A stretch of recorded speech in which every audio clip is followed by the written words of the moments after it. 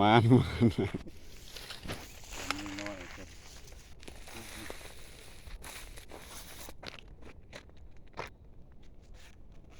น้อยก็เอาชมหน่อยนะเนาะเราตัวเต็มกันนะครับเลาะไปอีกเรื่อยๆไปดีพี่น้องป้องปายสุขูสุคนมื้อนี้ก็ออกทงออกทาหาของกระป๋อมพี่น้องไงแน่ไปเลย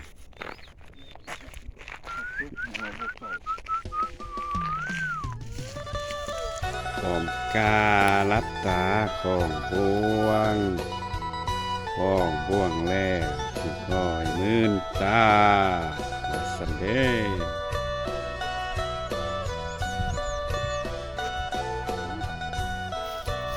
เนี่ยไป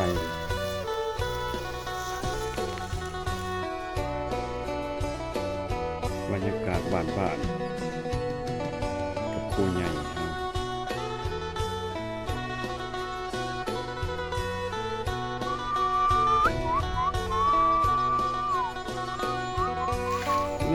แหน่เป็นไรหมาน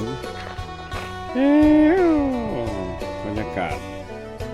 มาอยู่มากินพี่น้องเลยอันนี้เขาเอิ้นกระป๋อมข้าวแดงวะ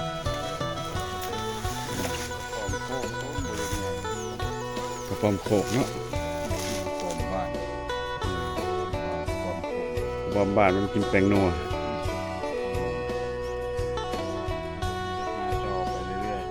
เรียกโตเลยตัวที่6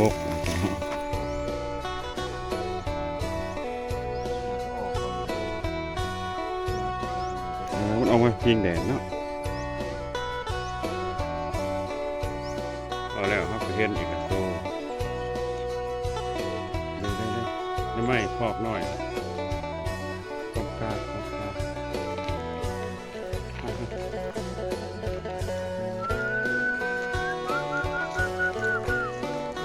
พอมกาลับตาของบ่วง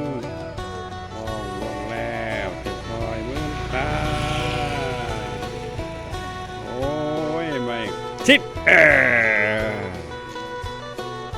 ตัวที่7หูแมนกระป๋อมกากระป๋อมข้าวแดงแต่ว่าตัวใหญ่นะตัวหน่อยตัวใหญ่เอาหน่อยไรปล่อย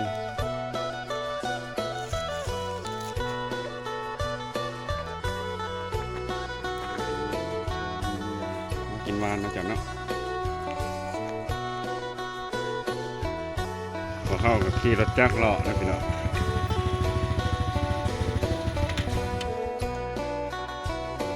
มาหอนนี่พอเข้าเห็นอีกแล้วเอาเห็นแล้วคนตาดีนะอีกแล้วพี่น้องอยู่กบอีกสังอันอย่าว่าได้ว่ากบกระท่อมกระท่อมป่าปอมกาลับตาของบ่วงของบ่วงแล้วจังคอยมืนตา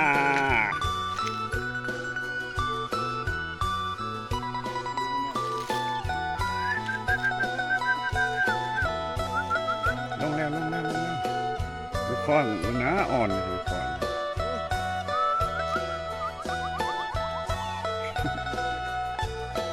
เดี๋ยวก่อนซักเนาะ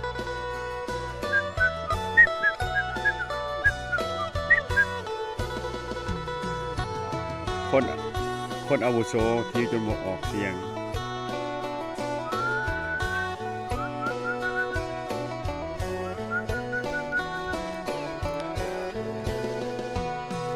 อะไรวะเขาพูดเลย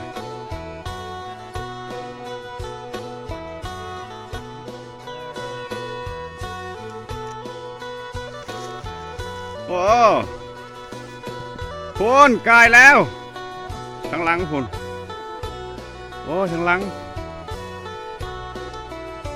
งามไหมเขาพูดแล้วบ่ได้ตัวนี้เนาะเอาหาตัวใหม่อีกอยู่ลักขั่วอย่างเลย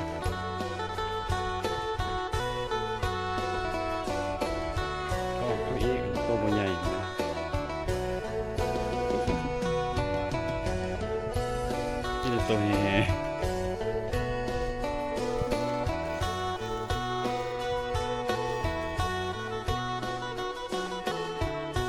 ผมกินแล้วนะ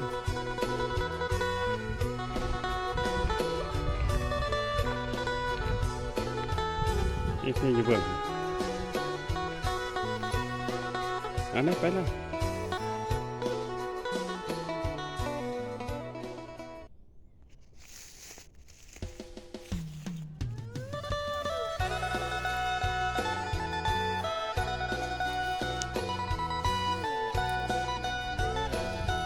ห่วงมันใหญ่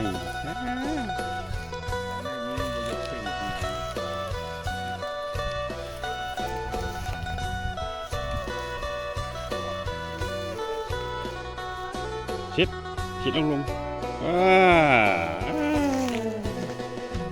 น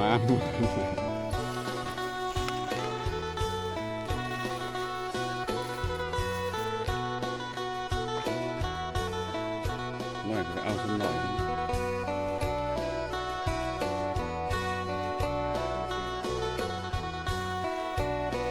นะครับเลาะไปอีกเรื่อยๆ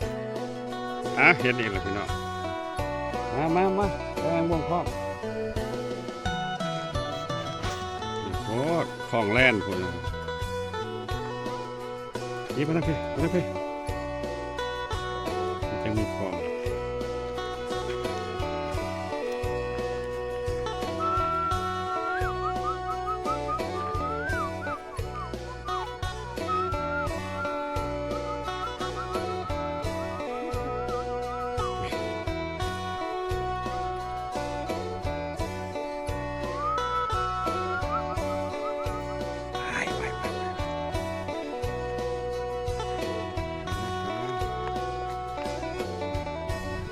ลง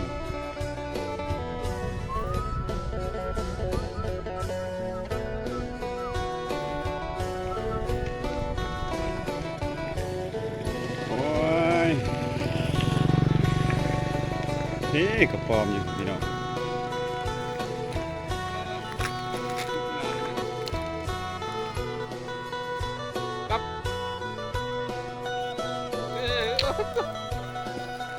มันมีน้ำ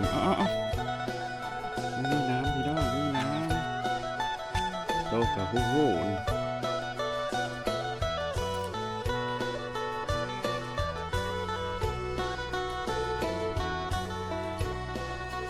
แยกเข้าไป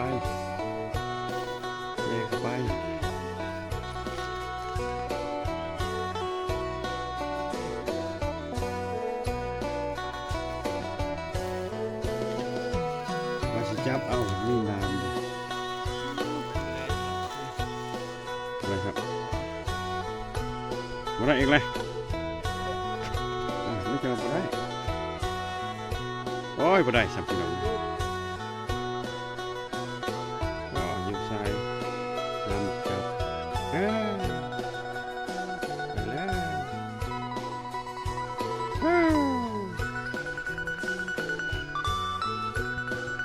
เสร็จความหุ่นแห้งแม่จัก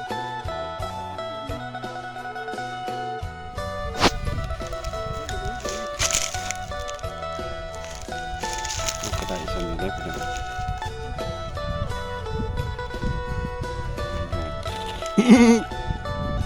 ไปแล้ววันนี้มาเลยฮักค้าแล้ว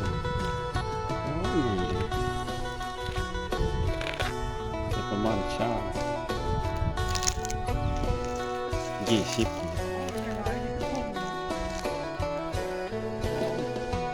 มอนี่แล้วได้นี่ก็ได้บอกอะไรกันขอบใจด้วยพี่น้องเด้อขอบคุณครับสวัสดีครับผมกำลังมอนั่นพ่อเดี๋ยวละมอไหนมันเอาอันไหนยืดมือนี่ก็ได้มันเอาอันขอบใจบ๊ายบาย